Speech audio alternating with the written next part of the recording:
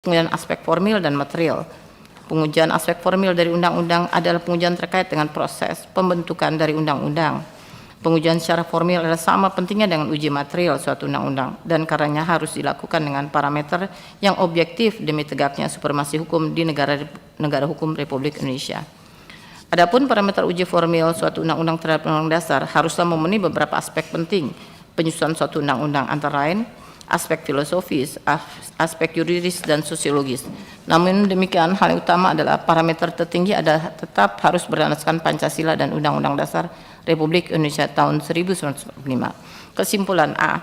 Indonesia adalah negara hukum yang demokratis. Karenanya keberadaan lembaga yang Mahkamah Konstitusi merupakan kondisi sine qua non. Saran parameter objektif uji formil undang-undang terhadap Undang-Undang Dasar Republik Indonesia harus dilakukan secara terintegrasi dari aspek filosofis, yuridis, dan sosiologis dengan berdasarkan kepada Pancasila dan Undang-Undang Dasar Republik Indonesia tahun 1945. Demikian pimpinan. Ya, terima kasih. Ini materinya sangat menarik, Bu. Yang Ibu sampaikan ini saya mohon izin menggunakan hak saya juga bertanya ya, Ketua ya. Sedikit, Bu. Ini memang menjadi debat soal uji formil MK ini. Pertama, kalau setahu saya di pemahaman saya di teks konstitusi kita amandemen yang disebut adalah uji material, ya kan, tidak disebut uji formil. Lalu basis pemikiran kita kalau uji material itu kan batu ujinya adalah pasal-pasal terkait hak konstitusi yang ada di Undang-Undang Dasar 45. Sementara kita lihat kemarin ketika Ciptaker, Mahkamah Konstitusi itu menggunakan batu uji itu bukan Undang-Undang Dasar 45, tetapi Undang-Undang Pembentukan Peraturan Perundang-undangan. Bagaimana Ibu melihat konflik pendapat ini? Ya, di satu sisi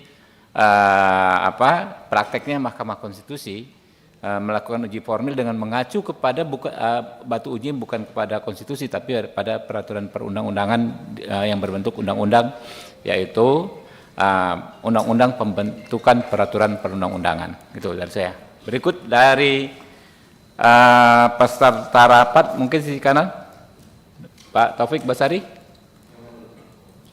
Pak Heru berkenan, ya kiri ya Pak Iksan PDI Perjuangan 5 menit. Terima kasih pimpinan. Assalamualaikum warahmatullahi wabarakatuh. Pimpinan, Ketua Komisi 3, rekan-rekan, ini Bu, rekan-rekan Komisi 3, saudari calon. Dalam uji fit and proper ini kan kita harus mencoba mencari juga rekam jejak, Bu ya. Nah, berdasarkan catatan kami ini, Ibu sudah 3 kali, Bu ya, ikut seleksi calon hakim agung, namun gagal 2017, 19, dan 2020. Salah satu gagalnya adalah tes kepribadian. Saya nggak masuk ke dalam masalah itu ya. Yang kedua, Ibu juga terdaftar dalam DCS DPD RI, Pak, Bu, nomor urut 16. Ya, Bu ya. Nah, dan juga dalam catatan profil Ibu pernah menjadi Hakim Ad Hoc Pengadilan Tinggi Jakarta 2016 sampai 2020. Nah, dalam masa jabatan Ibu atau selama menjadi Hakim Ad Hoc ini, tercatat di kami ada 11 kasus yang mendapat keringanan, kasus-kasus korupsi tentunya, Bu, ini ya, mendapat keringanan yang diputuskan oleh Ibu sebagai salah satu majelis hakim. Nah, saya tidak mau masuk, bukan masuk ke dalam kasusnya, Bu ya, tetapi ini kan persoalan kalau kasus korupsi ini pasti kan ada yang tidak terima, Bu. Artinya lembaga pengawas korupsi segala macam itu pasti tidak terima. Tapi mereka sendiri kan tidak banyak, Bu. Bagaimana Ibu memberikan jaminan kepada kami bahwa Ibu akan melakukan hal-hal mengambil keputusan yang adil dan berdasarkan kebenaran, karena kalau putusan MK ini efeknya pengikutnya banyak, Bu.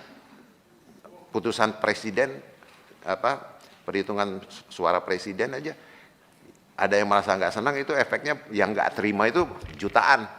Bukan kasus korupsi yang Ibu putuskan di sini ada 11 11 kasus saya nggak mau masuk lah, saya punya lengkap Bu, datanya Bu. Siapa-siapa saja yang Ibu berikan diskon hukuman sebagai dalam kasus korupsi.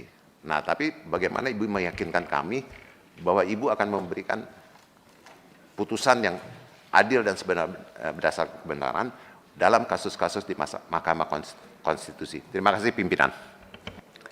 Izin pimpinan, Ya. Bapak dari fraksi apa Pak? Nanti Dari PDI Perjuangan Pak Iksan. Pak Iksan. Dr. Iksan. Pak Dr. Iksan. Ya. Baik, Bapak. Oke. Tadi saya nggak catat Pak dari PKB. Ya, Izin. oke Bu. Cukup Bu. Berikut Pak Taufik Basari ya dari fraksi Nasdem. Pertanyaan satu Hampir juga ya, sebagian besar yang ngomong Ya. itu tadi. Ya. Baik, baik. Ya. Baik, terkait rekam jejak saya yang pernah mengikuti seleksi calon hakim agung, kemudian kemarin saya terdaftar sebagai calon untuk DPD dan sekarang mengikuti daripada seleksi calon hakim konstitusi. Pada dasarnya saya sebagai warga negara Indonesia selalu bersikap untuk mengabdi sesuai visi misi saya, yaitu mengabdi berbakti kepada bangsa dan negara Indonesia. Dan undang-undang tidak melarang saya untuk mengikuti hal tersebut. Dan sebagai rekam jejak saya terhadap memberikan keputusan keringanan kepada yang dikatakan quote and quote koruptor, sebenarnya saya sebagai hakim pengadilan tindak pidana korupsi itu 10 tahun 3 bulan, saya mengadili, memeriksa, memutus perkara lebih dari 100, mungkin beratus. Dan itu hanya dilihat dari sebagian kecil putusan saya yang menjadi perhatian. Namun di balik itu saya dengan majelis selalu mengambil keputusan yang benar-benar bisa mengadopsi dari berbagai aspek kepastian hukum dan keadilan. Utamanya keadilan daripada masyarakat dan keadilan daripada terdakwa sendiri. Jadi tidak bisa hanya melihat keadilan dari satu aspek masyarakat saja, karena terdakwa pun juga punya hak yang sama sebagai warga negara. Demikian. Siap. Lanjut Bu.